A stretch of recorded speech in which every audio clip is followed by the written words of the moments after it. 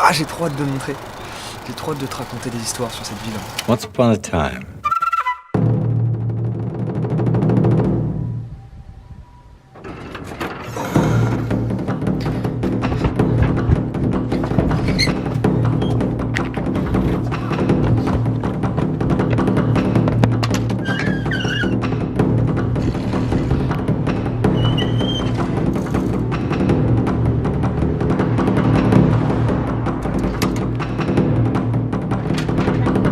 Salut à toi. Je pense que t'as compris mon excitation avec cette intro un petit peu rythmée.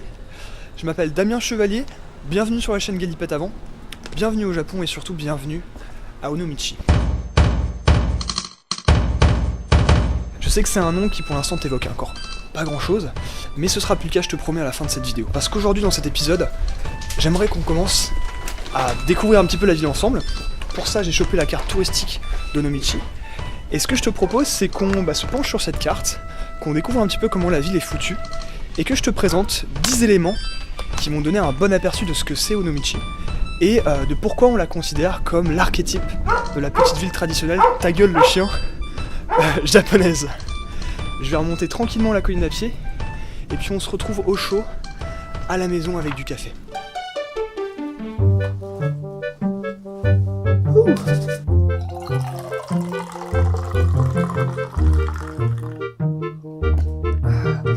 Cool. Alors avant de commencer, petit point sur le Japon. Japan is an island by the sea filled with volcanoes and it's Le Japon donc est un archipel situé en Asie Sud-Est, composé de 4 îles principales, décomposé en 8 régions, 47 départements. Et pour trouver Onomichi, il faut se rendre dans l'île la plus grande du Japon, Honshu, dans la région de Chugoku, dans la préfecture de Hiroshima, et on va la trouver au bord de la mer intérieure de Seto. Voilà, ça, c'est fait. Maintenant on peut commencer. Alors la carte que j'ai là, comme je te disais, c'est la carte touristique d'Onomichi. Et je l'ai déjà déchirée. C'est une carte qui se concentre uniquement sur le centre-ville et le cœur historique de la ville, qui, comme tu peux le voir, est blotti entre la mer intérieure de Seto et 3 montagnes, notamment la plus importante, le mont Senkoji. En fait, Onomichi à la base, c'était vraiment que ça, quoi. Une petite ville blottie entre le mont Senkoji et la mer.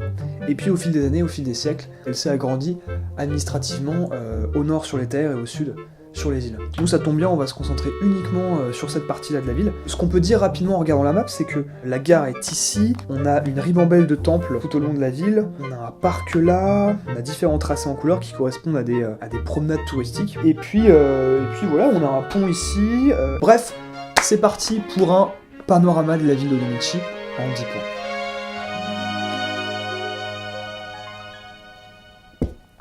Ok alors, si tu te rends à Onomichi, il y a de fortes chances pour que tu débarques ici, dans la gare principale de la ville, avec les trains de la JR Sanyo Line. C'est la voie de chemin de fer sur la carte en noir et blanc. Et comme tu peux le remarquer, c'est une voie qui traverse la ville d'ouest en est, et qui sépare le cœur du reste de la ville. Et ça pour moi c'est vraiment la première signature d'Onomichi. Déjà visuellement c'est immanquable, parce que t'as les rails qui sont légèrement surélevés par rapport au niveau de la route. Et comme tu peux le voir, en fait il y a plein de chemins de traverse qui permettent de passer de l'autre côté des rails, et qui prennent la forme soit de tunnels, de ponts, ou de passages à niveau. Et ensuite, quand t'as les trains qui débarquent, et ben c'est toute la ville qui se rythme au son d'abord des signaux sonores des passages à niveau, et au son du vrombissement des wagons, les petits wagons jaunes longs de la JR Sanyo Line, où t'as les wagons de marchandises qui eux sont beaucoup plus balèzes et qui font plutôt un énorme boucan. Et pour peu que t'habites pas près des rails, il y a une sorte de fascination comme ça à pouvoir entendre les trains et à pouvoir les voir, peu importe où tu te trouves dans la ville. Et je trouve que ça apporte, je sais pas, quelque chose de poétique. Voilà, une sorte d'irritation poétique qui éveille comme ça un peu ton esprit de vagabond. Voilà, si tu vois ce que je veux dire. L'autre truc qu'on peut dire, c'est que les trains d'Onomichi, c'est un élément récurrent dans un film qui a beaucoup participé à faire connaître la ville. Ce film-là, il s'appelle Tokyo Monogatari, en français Voyage à Tokyo. C'est un film qui a été réalisé en 1953 par Ozu Yasujiro et qui est considéré comme l'un des films les plus importants de l'histoire du cinéma. Voilà, il arrive souvent en top de classement. En tout cas, c'est un des films japonais les plus influents, aux côtés d'un film que tu connais sûrement très très bien, Les 7 samouraïs de Akira Kurosawa. Mais ça, j'aurai l'occasion de t'en reparler plus tard. Je pense que c'était juste intéressant de le signaler déjà. Deuxième point. Alors tu viens d'arriver à la gare principale d'Onomichi, et naturellement tu vas apparaître là comme un con, hein, et tu vas parcourir les quelques mètres qui te séparent de l'entrée du cœur de la ville. Et tu vas tomber sur ça. Non, pas ça, ça. L'entrée de l'arcade commerciale de la ville. Alors ça c'est un truc typiquement japonais qu'on retrouve dans toutes les villes du Japon. On appelle ça Shotengai, une rue commerciale, piétonne, souvent couverte, et qui va concentrer la majorité des commerces et des facilités de la ville. Donc café, restaurant, coiffeur, bureau de poste, poste de police, saxophone, phonographe, grave de fou, foule de gens, etc. etc. C'est souvent des rues qui s'étalent sur plusieurs kilomètres. La plus grande par exemple elle est à Osaka, elle fait presque 3 km. Celle de Nomichi elle est un peu plus petite, elle fait 1,6 km. Elle s'appelle la Hondoli. Hondoli ça veut dire littéralement avenue principale. Moi j'ai découvert cette rue là, il était 22h30 quand je suis arrivé pour la première fois à Nomichi. Et je suis tombé sur le charme pour 2 raisons. La première c'est que il y a presque, je crois à 2 exceptions près, ou 3, il n'y a aucune enseigne nationale ou internationale. C'est que des petites enseignes, des petits commerces locaux. Donc c'est pas la peine de chercher un McDo, un Starbucks ou même un des combini japonais, il y en a pas du tout.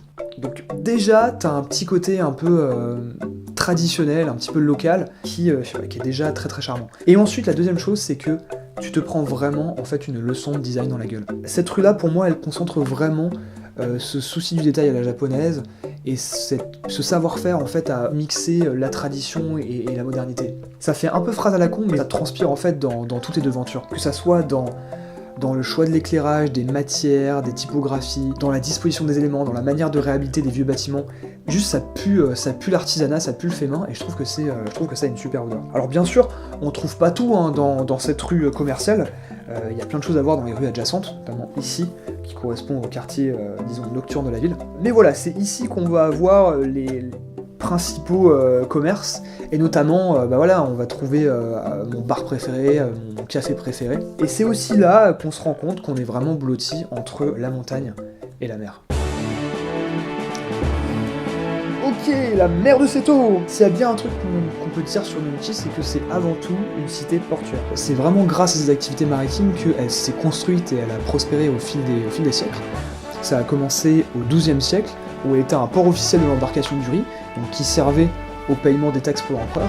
Et puis ça a continué, c'était notamment un port important pour le commerce avec la Chine, et lors de l'ère Edo, qui s'étend de 1600 à 1868, ouais c'est ça, elle profitait de son emplacement privilégié sur la voie maritime qui reliait Osaka et la région de Hokuriku, et plus tard Hokkaido. Bref, ce qu'il faut retenir, c'est qu'il y a plein de gens qui sont devenus riches avec ces activités maritimes, notamment des marchands, qui ont commencé à investir dans les temples et dans ce qui va être le Nomichi actuel. Aujourd'hui, le port, c'est plus du tout l'activité principale de la ville, hein. Je pense que maintenant c'est le tourisme. Ce qui fait que, voilà, il y a plein de zones de la ville, notamment des entrepôts qui servaient à stocker les vivres et le matériel qui ont été réhabilités. Donc là, par exemple, sur cette partie-là de la ville, maintenant c'est une promenade. Là, on a un bâtiment, donc c'est des docks qui ont complètement été réaménagés en un énorme complexe commercial. Mais on a toujours cette ambiance portuaire, donc avec des docks, des grues, des bateaux, et puis tout le folklore un petit peu que peut avoir un port, hein, des filets de pêche, des oiseaux, des petits pêcheurs parfois qui viennent tâter la mer intérieure de Seto. Tâter Seto, c'est plutôt pas mal. Mais le truc avec Nomichi, c'est qu'on n'est pas vraiment au bord de la mer, parce que si on regarde la vraie superficie de la ville à nouveau, on se rend compte que la ville elle est entourée d'îles, ce qui donne plutôt l'impression d'être au bord d'une grosse rivière, je trouve, et qui, selon moi, apporte un côté un peu plus intime. Et il suffit de se percher un peu dans la hauteur, notamment sur le mont Senkoji, pour s'apercevoir que c'est vrai que l'ambiance elle est un peu différente, quoi, elle est un peu particulière. Ce qui nous amène au 4e point. Alors là, on arrive sur le gros du sujet, puisque le mont Senkoji, c'est vraiment l'endroit touristique phare de Nomichi. Sur ce mont Senkoji, on va trouver le temple Senkoji, qui est juste là. C'est un des symboles de Nomichi, il a été construit en 806, et on peut l'apercevoir de très loin, hein, il est reconnaissable avec sa couleur vermillon et son clocher. On y trouve également un gros caillou, Tamanoiwa, qui aurait apparemment en fait servi avant comme repère maritime. Il y aurait eu apparemment une pierre précieuse à son sommet, et ça éclairait comme ça toute la voie maritime. On y trouve aussi un belvédère, gratuit et ouvert absolument tout le temps, qui permet de profiter d'une vue à 360 degrés, notamment sur les îles alentours. Il y a aussi un musée d'art, qui pour la petite histoire a été designé par Tadao Ando, un mec qui a reçu l'équivalent du prix Nobel dans le domaine de l'architecture. Et surtout, on trouve un énorme parc, le parc Senkoji, un parc qui est blindé de fleurs, notamment de cerisiers et de chrysanthèmes. Et d'ailleurs, je crois qu'il fait partie des 100 meilleurs spots au Japon pour voir les sakuras. Bon, il y a plein d'autres trucs à dire sur le mont Senkoji, on verra ça plus tard. Mais au-delà des lieux que je t'ai cités précédemment, On y trouve aussi parmi mes hors-pistes favoris, comme la piscine abandonnée, le phare rose de l'ancien zoo, ou par exemple la fresque d'un chien qui regarde pisser un panda. Exemple. On verra ça plus tard, quoi qu'il en soit, il y a deux manières d'accéder au sommet du mont Senkoji. La première manière, c'est en prenant le télésiège ici, voilà, une petite cabine comme ça qui tend sur son fil depuis 1957, et qui je pense apporte à Onomichi un petit quelque chose. D'ailleurs je l'ai jamais pris, ce télésiège, parce que j'ai toujours emprunté la deuxième voie, qui consiste à marcher dans ce que je considère comme le cœur d'Onomichi, c'est-à-dire tout ce dédale de ruelles et d'escaliers en pente. Alors je trouve qu'on voit pas assez le bordel que c'est sur cette carte, donc on va regarder Google Maps. Ouais voilà, là, tu vois c'est mieux, on voit bien le labyrinthe quoi. C'est sans doute dans ce florilège comme ça d'escaliers de ruelles en pente que j'ai passé le plus clair de mon temps en Onomichi au printemps dernier.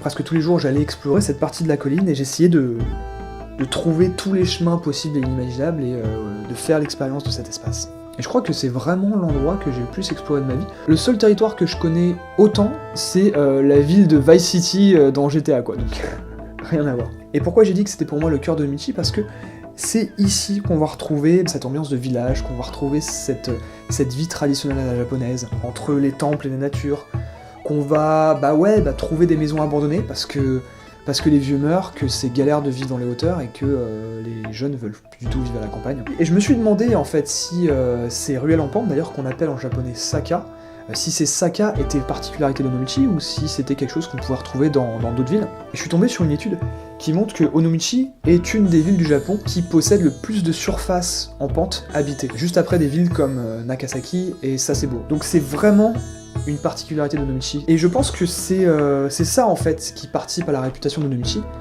celle, comme je disais au tout début, d'être l'archétype de la ville traditionnelle japonaise, une cité portuaire avec ses habitations et ses temples à mi-hauteur de la colline, complètement épargnée par la guerre parce qu'elle n'a pas du tout eu de destruction pendant les deux guerres mondiales, et qui propose une sorte d'ambiance un peu hors du temps. Et c'est ici, dans cette partie de la ville, qu'on va trouver deux des itinéraires, deux des parcours les plus connus de la ville. Le premier, c'est le chemin des vieux temples. C'est un chemin qui va relier tous les temples, il y en a plus de 25, mais pas que, les sanctuaires aussi, les pagodes. C'est ce qui est en rouge là sur la carte. Et le deuxième parcours, c'est le chemin des littératures, c'est ce qu'on voit en jaune et en vert, parce qu'il y a eu pas mal d'artistes, notamment des écrivains, qui ont séjourné à Onomichi. Mais c'est aussi là qu'on va trouver un troisième parcours, qui est pas du tout indiqué sur la map, et qui commence au pied de la pagode à 3 étages. C'est l'endroit le plus mignon d'Onomichi, ça s'appelle Nekono Osomichi, ou en français l'allée des chats, et c'est l'endroit qui résume à lui seul la raison de ma présence à Onomichi. Mais je trouve que ça fait un petit peu long, donc on va couper la vidéo en deux. On verra plus tard les 5 autres éléments. Rendez-vous dimanche prochain, promis, là c'est sûr. Vraiment. Où je te parlerai temple, littérature, chaton. On va parler également vélo, et puis je compte n'importe comment, combini, super aide japonaise. Je te fais des gros bisous, et à la semaine prochaine.